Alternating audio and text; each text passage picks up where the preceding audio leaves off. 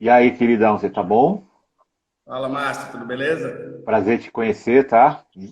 Muito obrigado em aceitar o meu convite para esse bate-papo sobre Prazer é rugby, todo principalmente o meu. rugby fora do eixo, né? Isso é mais importante, Fora do tá? eixo. E Famoso. famoso fora do eixo já, que bom, que bom. Estamos fazendo os chamados invisíveis falarem, né? Isso é importante, né?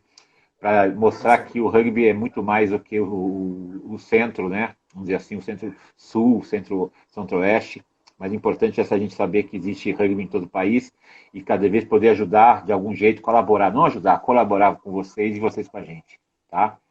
Eu queria que você, Diego, para os que não te conhecem, se apresentasse e falasse o que a Federação da Bahia está fazendo de bom, de legal, que eu conheço já, eu já dei uma lida, a gente já conversou bastante, para que as pessoas soubessem que a Bahia tem rugby sim. O Nordeste representado pela Bahia agora. Com Diga lá, certeza. Digão. Bahia tem uma história muito bonita, né? No rugby, mas é uma história recente. Não é da década de 20 do século passado, é tudo desse século, tudo coisa nova aqui.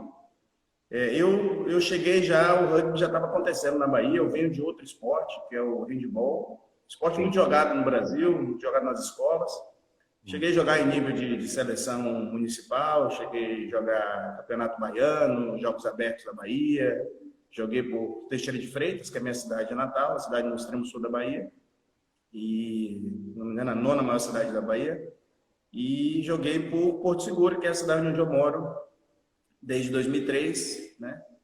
E me formei em administração, trabalhei em indústria, trabalhei em hotelaria, aqui em Porto Seguro a parte de turismo é muito forte, né? Sim, sim. Você imagina como é que a gente está passando aí essa parte de pandemia, né?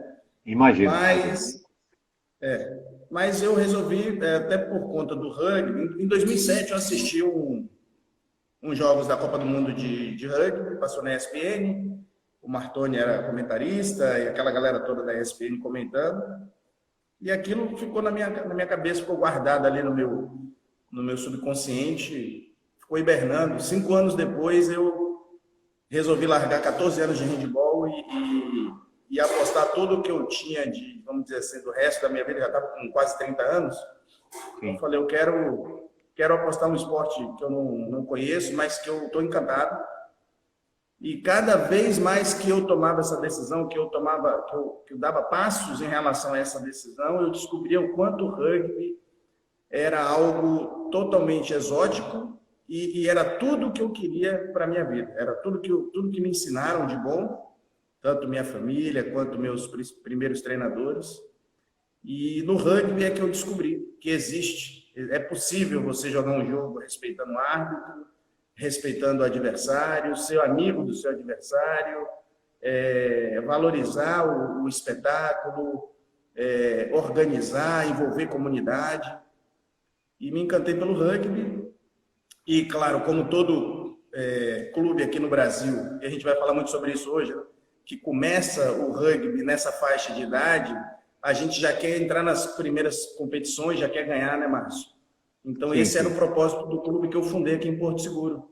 Era ganhar, era ser campeão baiano, era ganhar do pessoal de Salvador, que eram os orixás, os caras mais altos, mais fortes, seleção brasileira, campeão da Liga Nordeste, né? E aí, só que aí no meio do caminho tinha o nosso rival, que é aquele de Vitória da Conquista, fica a 400 quilômetros daqui, que é o pessoal dos Imborés. Mandar um abraço para eles que estão assistindo aí, alguns. E aí, para jogar contra o Orixá, você tinha que ganhar dos Imborés. Então, e a gente, no começo, nunca conseguiu ganhar deles. Então, era aquela coisa romântica, né? Ainda peguei Sim, essa sim. fase, né? Lógico. E aí a Bahia, ela já vinha de um processo de jogar a Liga Nordeste, jogar o rugby adulto, vamos dizer assim, né? E de ter tentado no passado alguma coisa juvenil e que não surtiu efeito.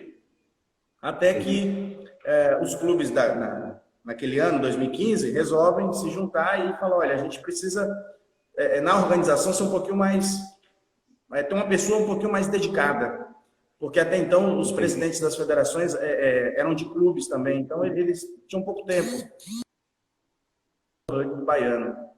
E aí é onde vem o Manuel Cabral, que é um português muito conhecido em Portugal e na Europa, principalmente por ser um dos primeiros adeptos do Sevens, né? E o primeiro organizador do Lisboa Sevens, tradicional evento de Sevens, né?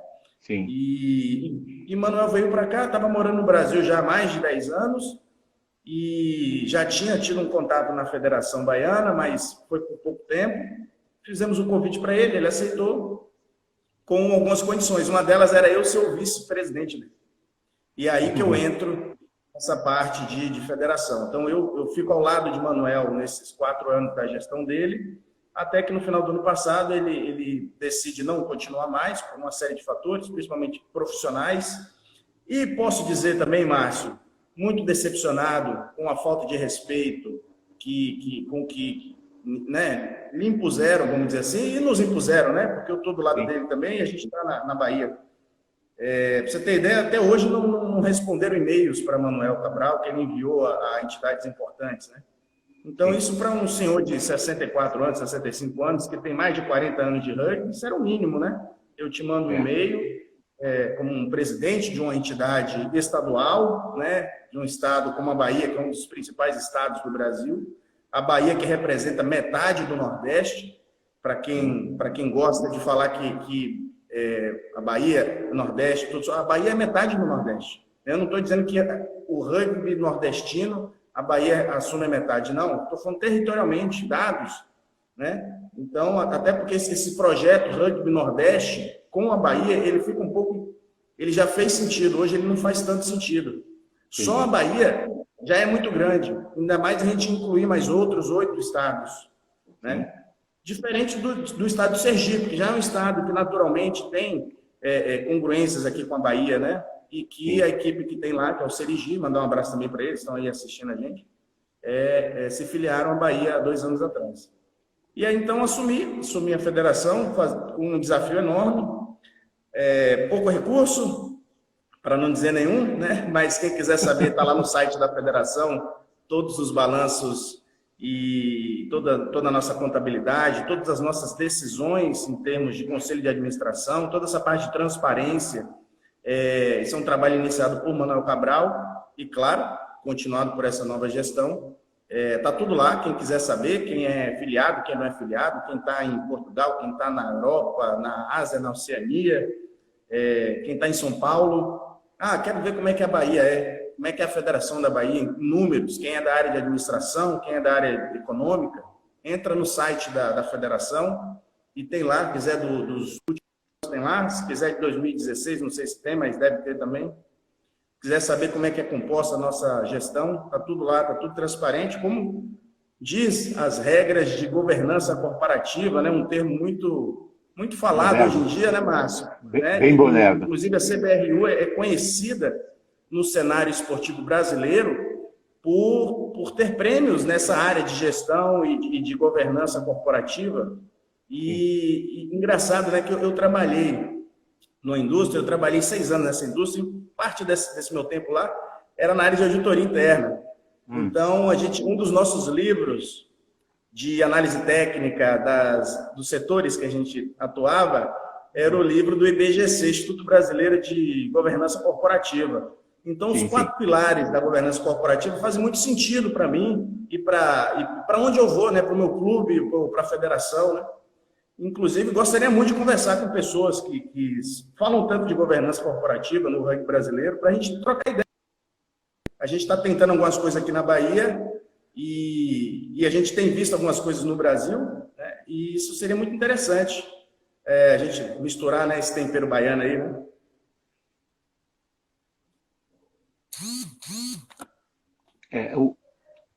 Diego, isso, a experiência que muitos clubes estão aprendendo vagarosamente, né, em cada região, é justamente essa questão de, primeiro, ter bem transparente, não depender menos possível das confederações e federações, até porque quem tem que gerar os negócios, vamos dizer assim, porque eu sou do conceito que o rugby, como qualquer esporte, é negócio, é divertimento e é o jogo. O jogo está bem resolvido, né? Claro, não pensem que tecnicamente a gente está num nível muito melhor, mas é um bom nível, né? Então o que a gente sempre fica pensando assim, a gente tem que se preparar muito fora do campo, né? Não só administrativamente como tecnicamente, formando técnicos, preparadores físicos, árbitros, auxiliares, a pessoal que faz o atendimento fisioterápico, médicos, etc, etc. Então, dá muito trabalho sim, né? Mas é que, ao mesmo tempo, a gente tem que começar o quê? Perceber, perder um pouco aquela síndrome do vira-lata, né? Que o Nelson Rodrigues falava. A gente não tem que ter Sim, medo, a gente tem que saber que estamos num nível e vamos subindo, né? sim. E que a seleção e qualquer outro nível superior só vai ser bom quando os clubes tiverem jogadores fortes, né? Não precisarem sair da terra deles, virem para só treinar aqui. Eles vêm para cá para se encontrar, para treinar pouco e jogar, né? Para fazer Então, o camp da seleção, jogar e voltar para o clube. ele voltar para o clube. Agora, ele tem que saber o que ele tem que fazer. Eu quero jogar a seleção, eu tenho que treinar bastante, fazer academia, aprender os fundamentos, né? Que isso acontece bastante, por exemplo, muitos jogadores, até os 18 anos de idade, é uma coisa, depois dos 18 anos de idade é outra situação. Questão de escola, questão de trabalho, questão de família, né? Isso tudo tem que ser Dele. pensado. E a gente perde muito atleta dos 18 anos de idade, por vários motivos, né? Então, muitas vezes, esse atleta precisa da universidade, a universidade não dá bolsa, que não dá bolsa sem trabalhar, trabalhar ele perde o treino. E o rugby, por ser um esporte de contato, é muito difícil, né? Você não treinar. Futebol, você não treina, você faz ginástica e joga lá, acabou. Mas o rugby não dá para fazer. Você toma um bom tackle e você não Difícil. levanta mais, né? E o que vocês têm feito para a formação de treinadores, de preparadores físicos, de árbitros, né? O que vocês têm Então, feito com isso? o que a gente percebeu lá atrás, tinha muita gente na Bahia que falava que era, eu sou árbitro de rugby. Hum, Eu sou treinador de rugby. E alguns sim, até falavam, eu sou atleta profissional de rugby. sim. E aí a gente foi ver, realmente, tá bom, vamos lá. Quantos jogos você já apitou? Não, eu apitei há 15, 20 anos atrás. E você, treinador? Não, eu era treinador do juvenil do meu clube quando eu morava na Argentina. Tá Hum, bom, tudo bem. Então vem todo mundo, vamos fazer cursos, vamos, né, alinhar todo mundo, nivelar todo mundo. E aí começou essa jornada. Em princípio, eram cursos que a própria federação criou com seus técnicos, né? sim. E depois a gente chamava a CBRU para fazer aqueles cursos World Rugby que os educators da CBRU dão esses cursos aqui. Até que um belo dia a gente recebeu a notícia que esses cursos, a CBRU não iria mais pagar a passagem dos educadores e nem as diárias, né? Sei. E aí a federação ou quem pede o curso deveria pagar todo o custo do educador para vir de São Paulo para cá, né? Geralmente São Paulo, né? Sim, sim. E na época o Manuel Cabral, ele tem uns contatos lá em Portugal, Hum, contatos de rugby mesmo, aqueles contatos que quem é do rugby sabe, de sim, sim. amizade, de beira de campo, de cultura de rugby, de conhecer o dono do clube, de conhecer o jogador, de ver o jogador crescendo, e esse jogador vira profissional. E aí ele pediu lá, olha, tem como vocês mandarem um educador daí? Porque aqui no Brasil está saindo muito caro. Está saindo de Justo. 2.500 a 3.000 reais. Hum, E aí eles mandaram. A gente só conseguiu aqui a hospedagem. Uma conversa de rugby, um nível de rugby, talvez um pouco acima do que a gente estava acostumado a ver, porque o sim, idioma faz muito sentido nessa hora. sim, lógico. Os técnicos que vieram aqui com experiência em seleção portuguesa, e engraçado, né, que a gente às vezes fala de seleção de Portugal, e a gente esquece que Portugal até outro dia ganhava da Geórgia, ganhava da Romênia, Sim. e esses treinadores foram os que ganharam dessas seleções. Eu lembro até um curso que a gente fez, uma pessoa falou, mas isso vai dar certo aqui no Brasil, professor? E ele falou, olha, lá em Portugal, Nós fizemos isso contra a Geórgia e contra a Romênia. Será que não vai dar certo aqui? Acho que vai. Sim. E a gente começou a perceber que tinha alguma coisa errada. Por que que trazer técnico da Europa é mais barato do que aqui no Brasil? E a gente começou a desenvolver os nossos árbitros, os nossos treinadores. É claro, Márcio, que a Bahia teve que fazer uma opção. E foi uma opção muito dura. A gente tinha dois caminhos. A gente seguiu o caminho, por exemplo, que o pessoal de Natal quis seguir, com um rugby mais de alto rendimento, um rugby para bater de pau a pau com o pessoal do Sul e Sudeste, né, o pessoal do Eixo, um rugby que exige tudo isso, de preparação física, de treinador full-time, de academia, de viagem, mas a gente sabe que esse é um rugby selecionado, é um rugby para poucos. Sim. E deveria ser o rugby da consequência, e não o rugby por si só. E nesse momento a Bahia opta pelo outro caminho. Vamos desenvolver a base, vamos desenvolver o que sobrou do rugby baiano, através dos sevens, principalmente, e através do juvenil. Entendi. E aí, esse é o caminho que a Bahia tem feito de 2016 para cá. E aí, finalizando, em 2018, a Bahia consegue ter campeonato juvenis novamente, 2019 novamente, feminino, masculino. É claro que nesse período surgem aqueles diamantes que tem, acho que em cada estado deve ter aquelas coisas preciosas, né? Aqui na Bahia nós temos o pessoal de Agostina, que é uma cidade pequena do semiárido baiano, mas que tem um trabalho excepcional com o professor Adenilson Rodrigues e todos os seus alunos. Eram alunos de tag rugby até 3, 4 anos atrás, hoje são jogadores. Alguns já jogam no adulto. É por isso, é o caminho. É o caminho. Exatamente, esse é o caminho. É o caminho. Porém, a Bahia, Márcio, está agora indo para um caminho, vamos dizer assim, melhorado do que esse. Por quê? Talvez o que eu vou falar aqui agora, muita gente não concorde. Mas, para a nossa visão e tudo que a gente viu nesses quase 10 anos de rugby, é que o modelo de clubes que o Brasil adota, importado da Argentina, da Itália, de França, ou qual é o outro país que tem tanta influência? Inglaterra. Esse modelo de clube é para poucos no Brasil. Tanto é que existem poucos clubes no Brasil, de fato. Sim. Talvez o Brasil... Aí o Brasil é muito grande, mas a Bahia vai seguir um outro caminho. Se a gente for seguir esse caminho de clube tradicional, como seguem muitos clubes no Brasil, nós vamos ter o mesmo caminho que os clubes do Brasil estão tendo. Daí a importância da gente dividir a Bahia em regiões, daí a importância da Bahia olhar para modelos como neozelandeses, sul-africanos e australianos, que tem franquias provinciais ou regionais, que tem clubes abaixo, que tem clubes nas escolas, ou seja, são muito mais profundos, são muito mais...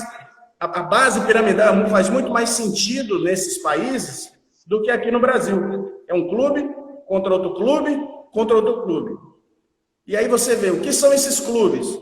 Os clubes, por exemplo, os clubes são Diego e mais outra pessoa. Esses dois, eles dão a vida pelo clube deles.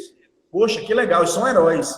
Sim. Mas agora Diego teve o quarto filho e mudou de emprego e vai morar em outra cidade. Então, esse clube vai acabar daqui a 3 anos, porque o outro só aguenta mais 3 anos.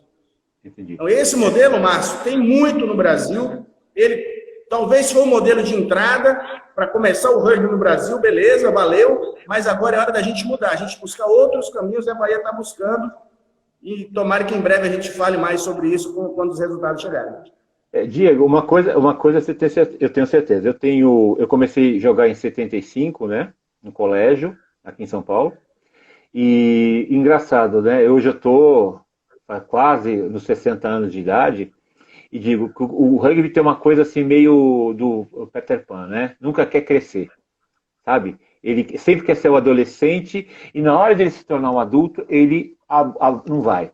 Já teve vários momentos, eu já vivi a da década de 80, depois da década de 90, nós tivemos nos Jogos Olímpicos do Rio a grande oportunidade de se tornar adultos e nós perdemos a oportunidade. Agora nós estamos pagando a conta de novo, né? E por quê? Porque a gente trata como... eu sempre ouvi uma vez uma palestra, né, na universidade, que eu dava aula, de um personagem baiano, né, que ele falava o seguinte: não importa o destino que você vai, o importante é a viagem. Né? Então você tem que saber aproveitar a viagem para o seu destino ficar legal. Né? Porque a gente só se preocupa com o destino. Né? Então isso é uma coisa muito chata, né? Porque nós queremos entrar na Copa do Mundo de 23 em Paris, na França, né?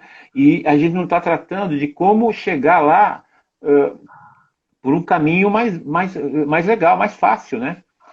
E por isso você falou, é por isso que eu venho falando e venho insistindo, não só a divisão do Brasil por federações, por estado que é o tradicional, mas sim por o quê? Por regiões, por ligas, né? Porque as federações podem ser aquela coisa burocrática, você sabe disso, né?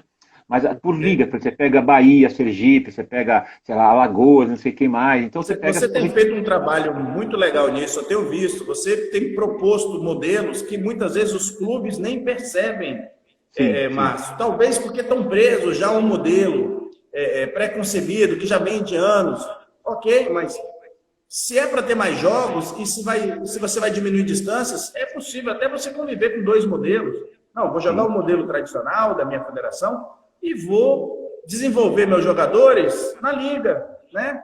Sim. Tem muitos clubes hoje no Brasil que tem uma capilaridade de jogadores fantástica, mas na hora que vai jogar só vai com 23 e às vezes fica 30 de fora. Esses 30 de fora precisam jogar. Às vezes são esses 30 de fora que vão levar o clube para frente no futuro. Não naquele jogo. Naquele jogo são os 23. Mas daqui a 10 anos, aqueles 30 que ficaram de fora daquele jogo, mas jogaram outros jogos, jogaram outras competições, viveram o rugby, se divertiram, vão continuar a vida do clube. Exatamente. Mesmo que ele não seja um grande jogador, ele pode ajudar o clube de outro jeito, né?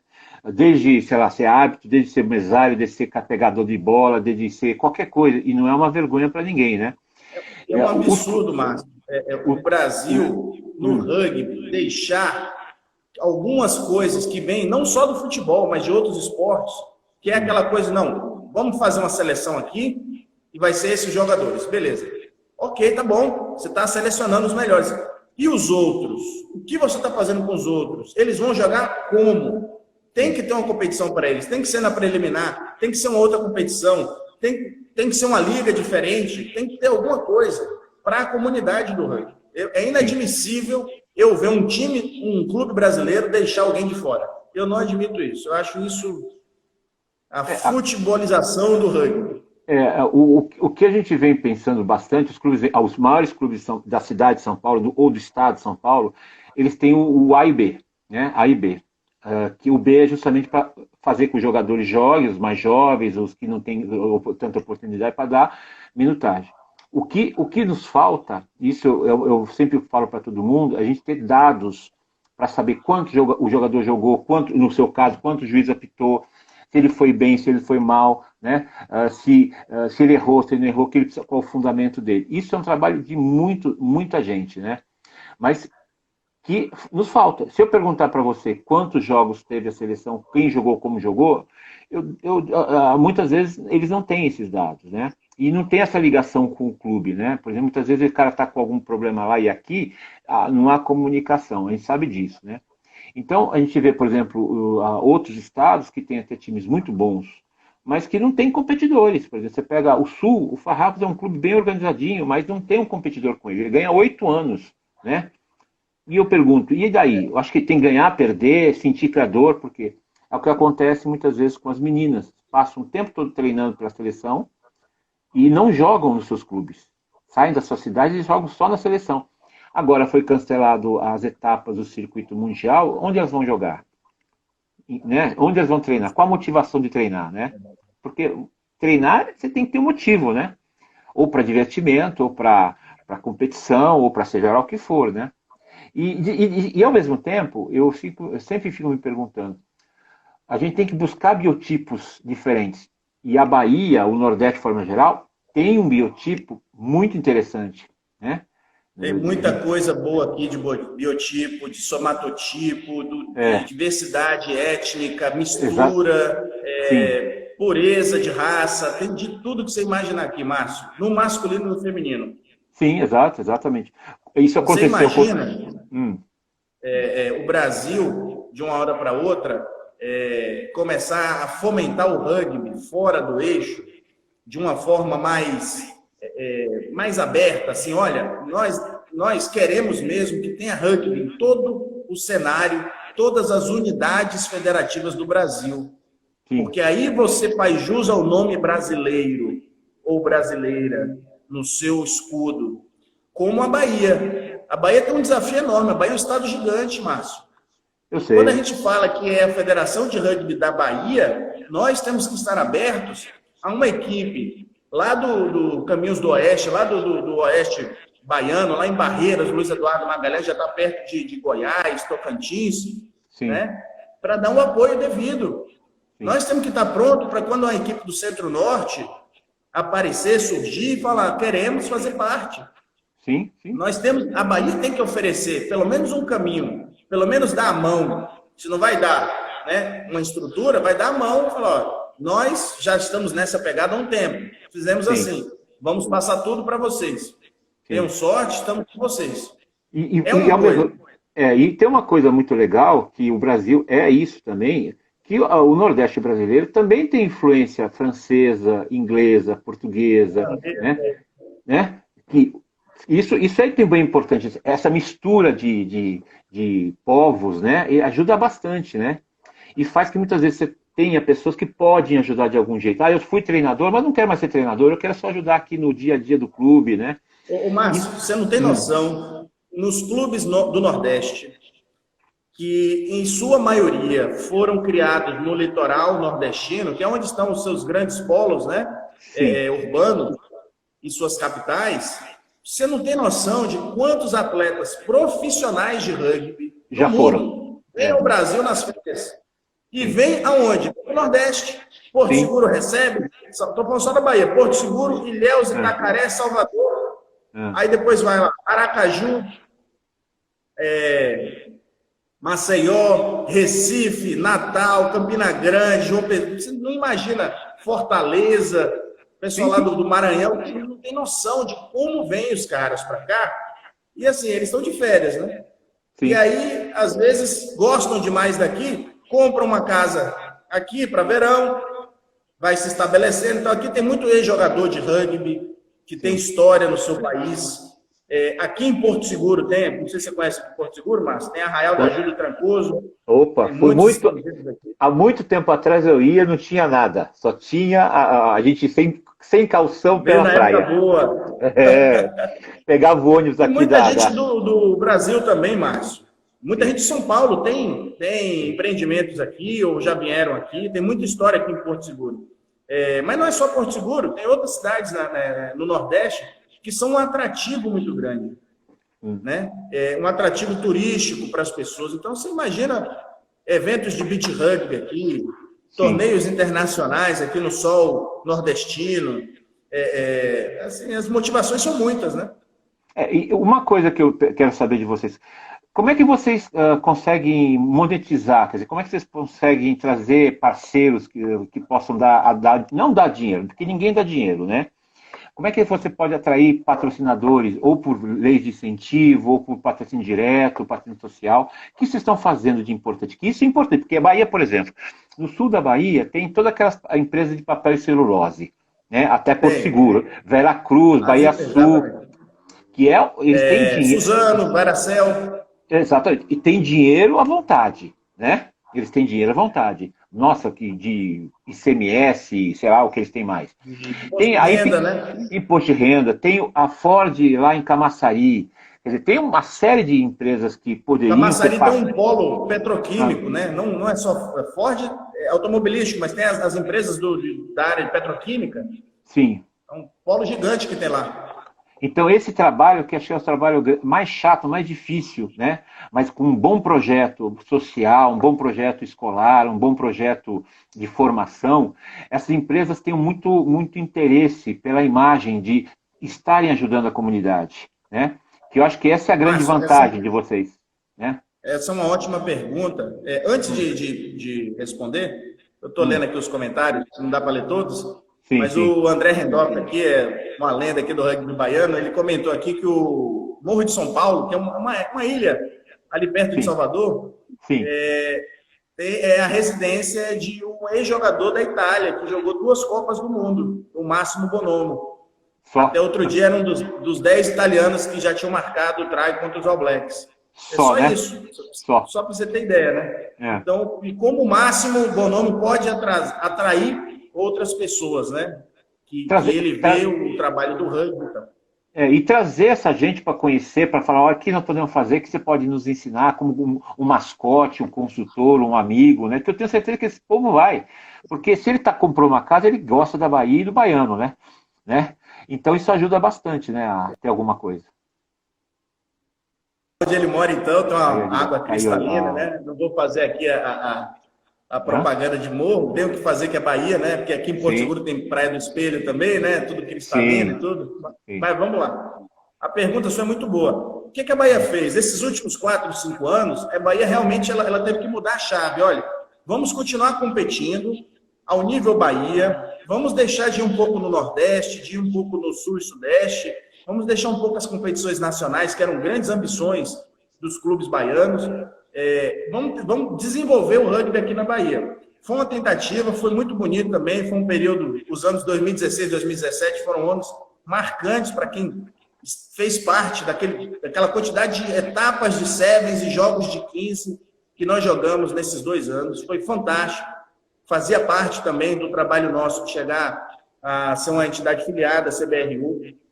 E o que é que a gente percebeu? Que o nosso rugby juvenil, infantil e mirim, ele praticamente não existia. Então, nesse meio da gestão, a gente começou a manter o adulto funcionando, mas não dando tanta importância a ele, tanto gás nosso, e começamos a dar mais importância ao juvenil e infantil. Então, é um trabalho, Márcio, que era para acontecer esse ano. Esse ano tinha muita coisa legal que ia acontecer aqui na Bahia. Vai ficar para o ano que vem.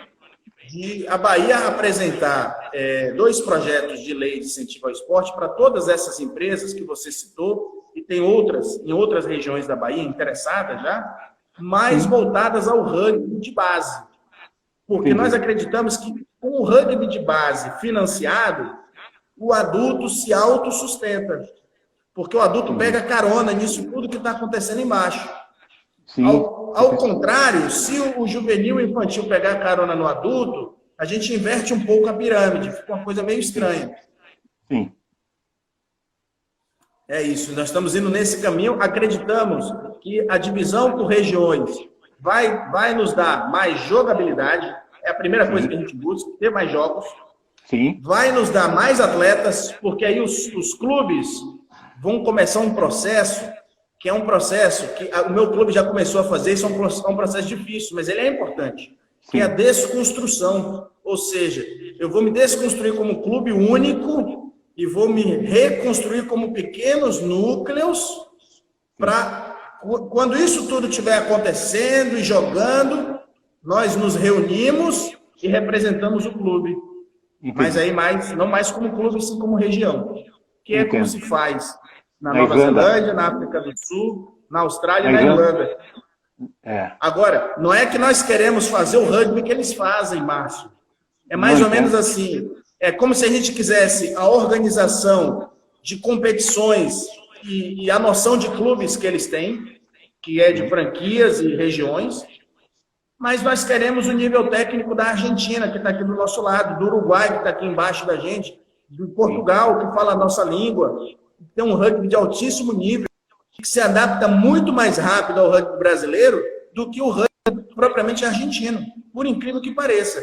Apesar de que o argentino é muito mais evoluído. Então, nós queremos os técnicos argentinos, os técnicos portugueses e uruguaios, mas o modelo não vai ser argentino, não vai ser português, não vai ser uruguaio. O modelo vai ser neozelandês, vai ser australiano, sul-africano, esse amálgama de coordenações e de gestões de rugby que a Bahia está acreditando. E que muita gente, inclusive, dá risada. Eu já falei sobre isso com outras pessoas, o pessoal dá uma risadinha assim de canto, sabe? Olha assim, tá bom. Mas eu pergunto, né? Qual é o modelo de rugby ideal para o Brasil, Márcio? Sabendo que o Brasil é multicultural, sabendo que o Brasil tem diferenças em regiões, será que um modelo só é o ideal para o rugby do Brasil todo? Não, não é. Isso você tem toda a razão, você tem razão. É porque, de certa forma, o esporte brasileiro, ele é muito conservador, né? Ele é conservador. É por gavetas, né? A gaveta é essa, a gaveta aquela, né? Isso faz com que a gente não evolua. Isso em qualquer esporte. E nós temos um problema, Diego, que o maior problema chama-se futebol, né? Que ele não deixa a gente crescer, né? Ele não deixa a gente crescer de jeito de maneira. Então, por exemplo, aqui em São Paulo, na cidade de São Paulo, tem 5.700 campos de futebol. Não tem 4 de Nossa, rugby. Não tem 4. O nossa. único campo que é rugby é o do SPAC, que é o clube dos ingleses, que é muito antigo. Tá? Mas Que não foi tem 4. conseguido com muito esforço por dois escoceses na década de 20. Agora Exatamente. imagina, Márcio, se esses escoceses, eu esqueci o nome deles agora, perdão aí a comunidade do rugby brasileiro, se eles vivessem agora, será que eles conseguiriam esse campo lá na Lagoa, na represa Guarapiranga? Será que eles conseguiriam esse campo do Não, primeiro, SPAC? até porque quando eu frequentava o SPAC com 14, 15 anos de idade, quando eu comecei a jogar, era uma região que não era protegida ambientalmente. E hoje, qualquer alteração que tem naquela região, qualquer uma, eu vou plantar uma árvore diferente, tem que ter um pedido de licenciamento ambiental. E é uma confusão danada, com todo motivo. Mas é complicado. Hoje você não pode ter um clube naquela região fácil. Né? Agora, Porque. você tocou num assunto interessante, Márcio, Ah, a relação do rugby com o futebol. Eu, no começo da minha trajetória no rugby, eu era um crítico ferrenho do futebol e do futebol americano, confesso. Nos primeiros anos a gente é um pouco até ignorante, né? A gente quer defender o nosso esporte como a única solução para o ser humano, né? Mas com o tempo eu fui descobrindo como a gente pode aprender, principalmente com a gestão do futebol americano, a gestão os bastidores do futebol americano, uma gestão mais profissional, como uma palavra que você usou, eles monetizam muito bem, eles publicam, divulgam muito bem, eles criam mais espetáculo do que o rugby, né? Talvez porque o rugby é muito mesmo tradicional, é muito de comunidade, a gente não quer muito esse espetáculo, mas ele é necessário. sim, E o futebol, Márcio, em São Paulo, ele é um inimigo. Mas em muitas cidades do Brasil, ele é o grande amigo. Por quê? Em São Paulo, você usa o campo direto, tem time pra caramba. As bases funcionam, os times de bairro funcionam, os times de empresa funcionam. sim, Nas cidades pequenas de interior, Brasil afora, você às vezes só tem um campo ou dois. Mas sim, você não tem time para. Você não tem tanto time para pouco campo. E aí o rugby se aproveita, no bom sentido, porque o sim, rugby não precisou construir a estrutura que ele precisa. Ele sim, pega emprestado no futebol. Basta as equipes de rugby fazerem boas e sólidas parcerias e mostrar para a galera, a comunidade do futebol, que é mais um esporte, não vai competir, pode utilizar os outros horários, não estraga o gramado, é parceiro, visita os jogos de futebol. Eu estou te dando exemplos aqui da Bahia, Márcio. O sim. nosso clube aqui tem uma parceria muito forte com a Liga de Futebol de Hum, Porto Seguro. Então, por exemplo, quando está jogando a seleção de Porto Seguro, no estádio aqui de Porto Seguro, o que a gente faz? Em alguns jogos, não todos, nós fazemos uma preliminar de rugby sevens, mas não antes do legal, jogo, no legal, intervalo. No legal. intervalo. Então, isso cria um sentimento, né? Agora, tem casos na Bahia mesmo que houve conflito. Sim, sim, Então, é muito de cada cidade. Já teve casos que se abraçou, tá todo mundo de mão dada. É só nenhum falar mal do outro, nenhum pisar no sim. calo do outro e nenhum ocupar o espaço do outro, É. né? Não, não, Então, é outro fator de que o rugby pode muito bem acontecer, até melhor do que acontece no Brasil hoje, ele pode acontecer melhor em outros lugares. sim. Isso é a questão que você falou bem, né? Parceria, coletividade, sociedade, né? Se você pegar a Nova Zelândia, que é o país do rugby, que é o contrário do Brasil, né? Em todos os campos existe o quê? Os dois. Tanto rugby quanto futebol, no mesmo campo. Não tem problema nenhum. Eles adaptam, tem um esquema de postes diferente. Claro, o alto nível, alto rendimento é exclusivo, né? Mas a comunidade como um todo é muito parecida, entendeu? Então, o que está faltando para a gente é isso, né? Por exemplo, ter um pouco mais de compartilhamento, ousadia para o espaço público, né, muitas vezes, entender que existe uma comunidade que gosta de futebol, outra comunidade que gosta de rugby ou de outro esporte qualquer. Quando o rugby entende que ele chegou depois no Brasil, né, chegaram juntos, mas o desenvolvimento do rugby em massa veio depois, então a gente já chega assim, olha, eu estou depois de você, mas eu quero participar. Sim. E você mostra exemplos de rugby do Brasil sendo jogado no Allianz Parque, estádio do Palmeiras, sendo jogado no Pacaembu, sendo jogado no Canindé, sendo jogado em outras arenas aí. Morumbi. Você consegue convencer qualquer gestor esportivo de que é possível fazer rugby no seu estádio. Sim. Aqui a gente teve um problema uma vez, Márcio, e o último argumento que eu usei foi isso. Eu falei, então, peraí, então a seleção brasileira pode jogar contra a Alemanha no Pacaembu e a seleção de Porto Seguro de rugby no estádio de Porto Seguro, né? Aí eles... tá bom. Tá. Verdade. Apesar que o estádio daqui, Márcio, ele é um bom estádio, viu? Já acho que eu já te falei, a Suíça já treinou aqui para a Copa do Mundo, ele é padrão FIFA, olha, quem vier aqui em Porto Seguro jogar aqui não vai se arrepender. Mas não é só Porto Seguro, Márcio. Sim. Na Bahia tem vários campos homologados pela FIFA ou pela CBF, que também tem um padrão alto. Sim. Então é possível. A Bahia tem várias arenas esportivas. Eu estava vendo outro dia um Rugby Talks aí sobre comunicação, e eu esqueci o nome dele agora, é da TNZ. Ele fala, nós precisamos envelopar os nossos gramados, nossos estádios. Hoje a gente no rugby ainda está muito, não. Já tem um campo, graças a Deus tem um campo. Vamos pensar um pouquinho além. Conseguimos o campo, vamos dar uma repaginada nele, vamos aumentar a altura da câmera para a gente pegar uma filmagem melhor. Diego, eu digo essa coisa de envelopar o campo há uns 5 anos. Há uns 5 anos, antes do pessoal da TV chegar, já estava falando, tem que envelopar, porque...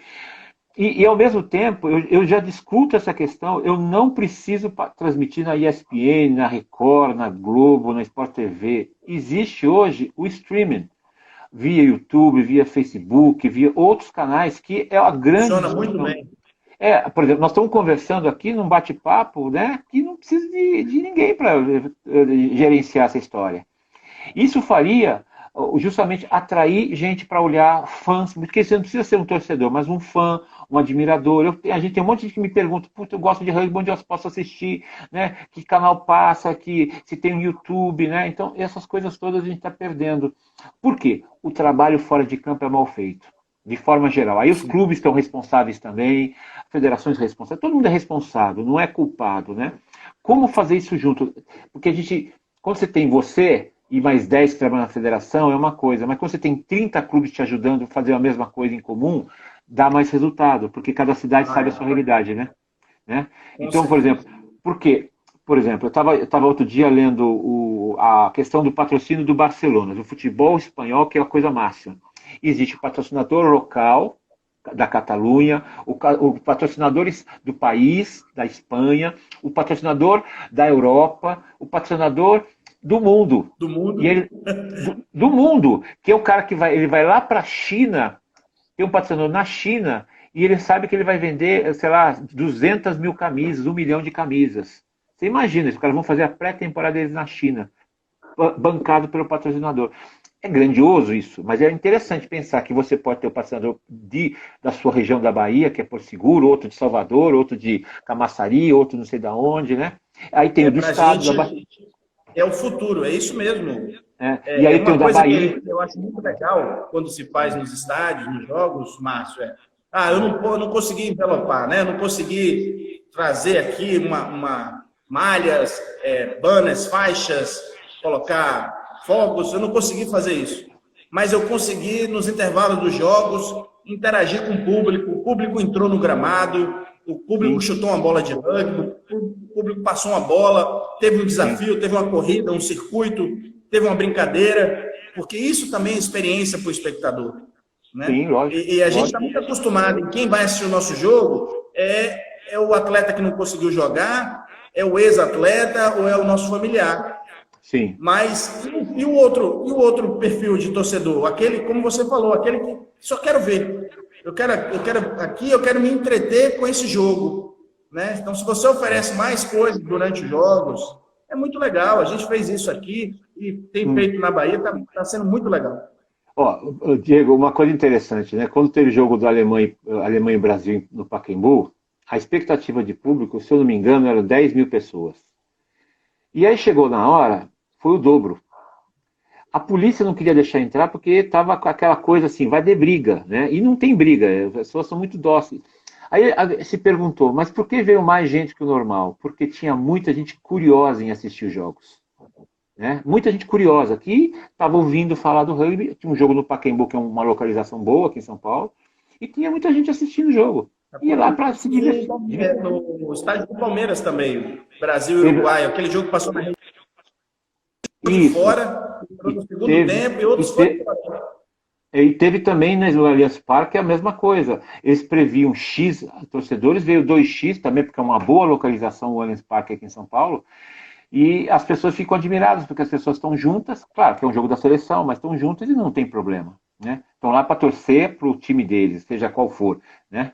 E as pessoas aqui ainda ficam preocupadas, né?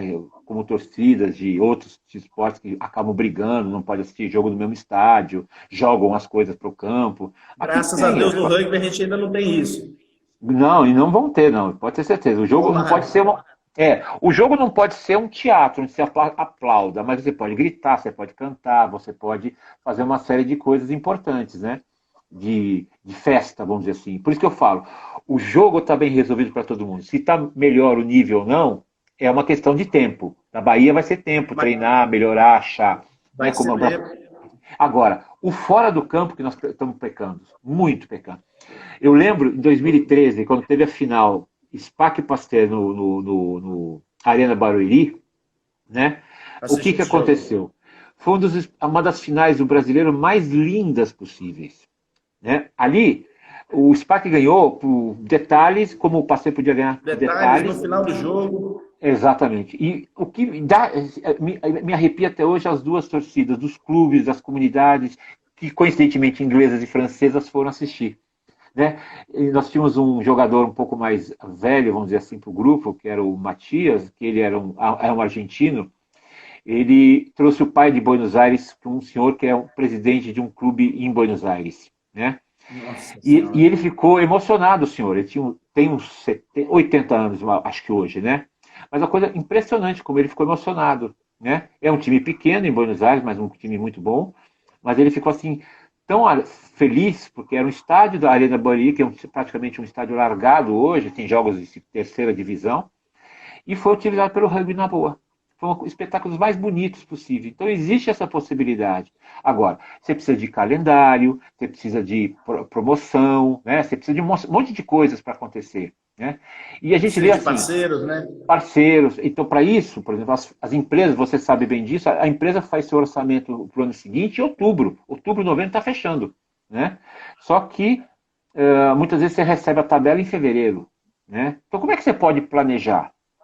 Nós temos a médio e longo prazo ficar livre das questões de governo. Né? Nós temos que, a médio prazo, a gente girar o nosso próprio dinheiro. Né? Fazer com que a gente gere dinheiro.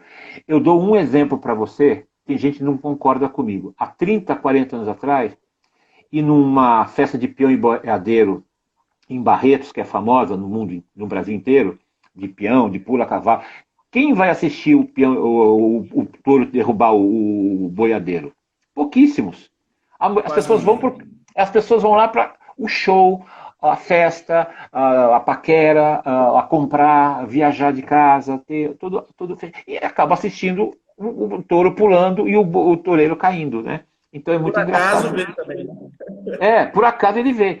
E pode ser besteira, mas é o que vai fazer aumentar o número de fãs do rugby também, né? Gente que vai ver para se divertir pra caramba, tomar cerveja com um amigo, com a namorada e aquela coisa toda, né? Então, eu acho que essa é uma parte que não é só o Brasil, Márcio. Mas a Bahia precisa evoluir nessa parte. Você imagina, a gente está aqui ainda vendo como é que se joga, né? Vamos jogar M19, M17, M15? Não, vamos jogar idade par. M20, M18, M16? Não, vamos aumentar, vamos jogar 3 anos, M21, M18, M15. Nós ainda estamos nessas discussões, mas quando as coisas acontecem, a gente ainda não faz da melhor forma. Sim. Então, é um trabalho ainda de clubes. Talvez, nesses primeiros anos, a federação tenha que dar um empurrãozinho para os clubes. E talvez não é só um empurrão de falar, porque falar todo mundo fala, mas é o empurrãozinho de fazer junto. Sim. A gente está vendo como é que faz isso. Mas você imagina que daqui a alguns anos a Bahia consiga fazer aí 1 ou 2 eventos de grande porte, grande nível nacional. Vai acontecer algo parecido com o que você está falando, que acontece em outros grandes eventos. As pessoas vão lá e uma das coisas que elas vão ver é o espetáculo de rugby, mas terão outras coisas ao redor. Eu acredito muito nisso, Márcio. Agora, imagina você, uma etapa de séries masculino ou feminino, ou as duas, em Porto Seguro. É o redescobrimento do Brasil, né? Não é o redescobrimento do Brasil. É um ótimo título, um ótimo slogan, viu? Aqui é a terra do descobrimento, hein, Márcio? Exatamente, e feio, né? Porto Seguro é horroroso, né? Vamos dizer a verdade, né? A cidade. Porto Seguro tem aeroporto, tudo aqui. Aqui tem tudo, é só as pessoas virem. Exato, então você vê, é mais um atrativo para ir para Porto Seguro. Além da questão do rugby, você passar 2, 3 dias a mais e atrair gente para assistir jogo e ficar uma semana. Né? Ô, Márcio, aqui na Bahia tem uma região, tem uma cidade chamada Vitória da Conquista, que é a terceira maior cidade da Bahia. Sim. Eu posso dizer para vocês, Márcio, que é um dos melhores campos de rugby do Brasil de grama sintética. Sim. Grama nova, grama sintética nova, tamanho oficial. Sim. Eles têm lá, eles treinam lá e jogam lá. Entendi. Aí você vai em Salvador, você tem uma infinidade de campos em Salvador. Entendi. A última vez que nós jogamos em Salvador foi no estádio Pituaçu, um dos melhores estádios do Brasil, para 40 mil pessoas. Eu vou contar um segredo para você. Esse dia eu estava dando um curso na universidade e tinha etapa. E eu estava programado, eu vou assistir no final dos jogos, né? Mas aí acabou acontecendo um problema no curso e eu acabei me atrasando e não consegui ir. Eu ia assistir, falei, eu quero assistir, eu preciso assistir no estádio de Pituaçu, né? E está de bom, cara, né? Então você imagina, aqui para você conseguir um estádio é um rolo, ou um campo é um rolo, né? Mas, imagina o estádio. Nesse estádio de Pituaçu tinha gelo nos vestiários, ar-condicionado nos vestiários, água quente, água fria, aqueles tanques com água gelada que você joga gelo para fazer a criogenia ali, para você recuperar. Então, assim, foi um dia espetacular, foi sensacional. Agora, temos muito a evoluir, porque nesse dia não tinha público, né? A comunidade, ainda é muito pequena a comunidade que vai assistir, a entrada é gratuita, né? Os jogos foram sensacionais. Inclusive teve zebra no masculino. Então, assim, são coisas que, né, fica no imaginário. Quem estava lá naquele dia não vai esquecer nunca mais. É a história do como criar atrativos para chamar a público a assistir os jogos. O que fazer, né? Essa discussão que se tem hoje. O que fazer para atrair gente para assistir os jogos? Trazer o patrocinador, trazer a namorada ou o namorado, trazer as pessoas que podem assistir e vão divulgando, né? Porque quando você vê colocar gente lá dentro, né, atrair gente de algum jeito. Como fazer isso? É o tal do show, né? A gente tem que criar um show. O Japão deu uma dica pra gente, Márcio. Na última Copa do Mundo, muitos lugares dos estádios foram preenchidos com estudantes das escolas, das cidades onde estava tendo o jogo de rugby. Mas aí, como você falou, foi um trabalho de anos, né?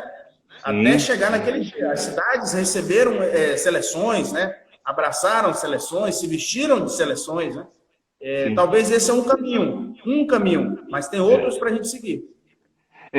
Aqui, quando o All Blacks Maori jogou no Morumbi, todos os projetos sociais encheram os ônibus e levaram para lá, com exceção do Paraisópolis, que é ali perto, né? Então, muitas crianças foram diretamente com os pais e com alguma gente. Então, a gente teve o azar que não foi um dia muito bom e era à noite, né?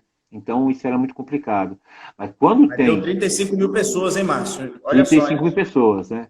E é aí que está, né? Você vê, o Pacaembu deu 20 mil pessoas, eu não sei, com o Allianz Parque, eu acho que 10, 15 mil pessoas. Então, existe um público, né? Tem jogo de futebol na média que não tem isso não, cara, não tem tanta gente, né? Então você vai ver, é claro, eu acho que nessa hora Bahia no futebol é fortíssimo, né? O torcedor baiano gosta do Vitória ou do Bahia, né? Quando nem o Ceará tem lá, gosta do Fortaleza e Ceará. Mas em outros estados, isso aí, ou em outras cidades, isso é possível alguma coisa, né? Você vê a cidade de São José dos Campos e Jacareí, que é do Vale do Paraíba aqui. Existe grandes comunidades que vão assistir os jogos, claro, não tem estádio, mas tem lugares, então fica cheio, né? Jacareí fica cheio. Eles precisam, claro, melhorar a questão da estrutura, mas hoje São José dos Campos é tão grande o rugby que já tem duas equipes na mesma cidade. Uma, o São José famoso, e o Iguanas, que é um time que está também indo pelo mesmo caminho, organizando as bases, está na segunda ou terceira divisão, acho que terceira divisão. Então, você vê que é possível alguma coisa com trabalho. É possível. Dá trabalho? Dá. Mas, assim, dá para viver de rugby? Talvez não, né? Mas tem gente que eu sei que vive. Mas, por que não? Né? Você ainda é jovem, sabe que daqui 20 anos você, de repente, está vivendo o rugby, trabalhando só para o rugby. Né? Eu não, eu esqueço que eu já passei dessa fase, né? Mas é verdade, é verdade. Vai viver mais que eu, Márcio. Não. Agora, você já vê preparadores físicos, treinadores que já recebem, alguns jogadores que já têm o seu um salário. Então, isso já está vendo. Nós estamos passando por a fase mais difícil que a transição. O que a gente não pode perder é o trem da história. Né? Se a gente perder esse trem, a gente vai ficar de novo adolescente mais uns 10 anos. Aí perdeu. Nós não podemos perder essa etapa. É uma bela analogia que você faz. A gente precisa amadurecer. Engraçado, né? A Bahia entrou com um pedido de filiação com a CBRU em dezembro de 2016, Márcio. Vai fazer 4 anos esse processo. E o que a gente percebe, assim, quantas poucas pessoas da CBRU sabem a fundo sobre esse pedido, né? E você vê também como a política é importante. Nós, em um momento, resolvemos não fazer política, vamos seguir os caminhos tradicionais. Olha o que é que nós ganhamos aí, 4 anos. Assim, pelo ponto de vista do novo CEO, o Jean-Luc, que eu conheço há muitos anos, jogou contra mim, né? Uma figuraça sensacional, já entrou em contato comigo, Márcio. Educadíssimo. Outro nível de conversa. Exatamente, é do rugby. Ixi, meu Deus. Diego, está acabando o nosso tempo, querido. Faltam 10 segundos. Poxa. Desculpa. Vamos ter que fazer a segunda, hein? Vamos fazer passe 2. Abraço, queridão.